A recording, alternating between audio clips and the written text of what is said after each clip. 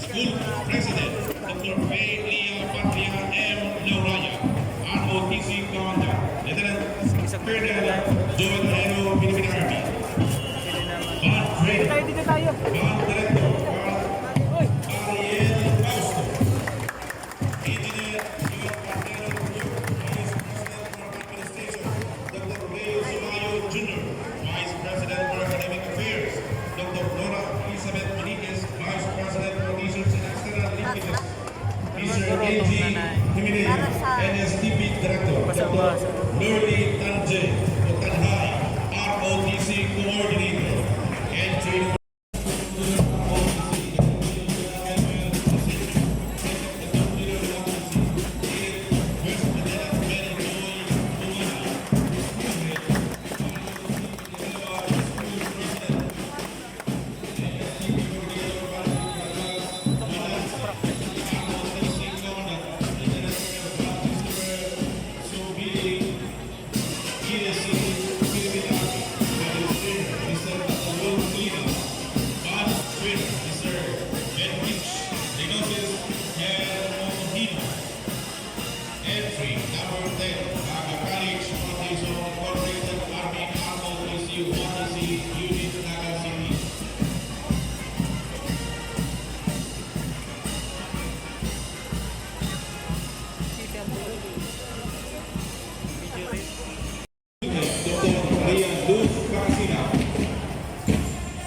President, ROTC Commander, Colonel Rodel L.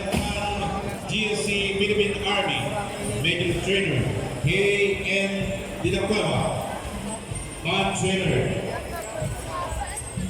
Linel A. Paser, Entry number 11, Eagle College, ROTC Army, Wati.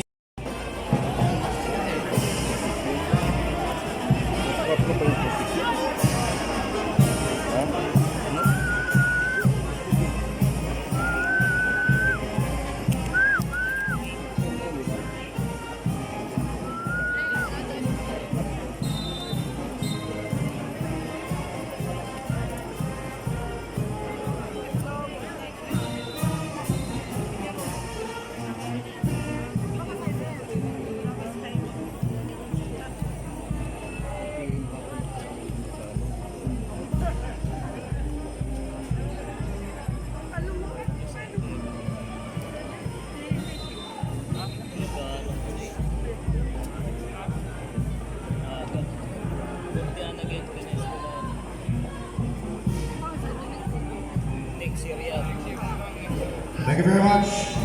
Bicol State College of Applied Sciences and Technology, ROTC Army, ROTC Unit, Magazine.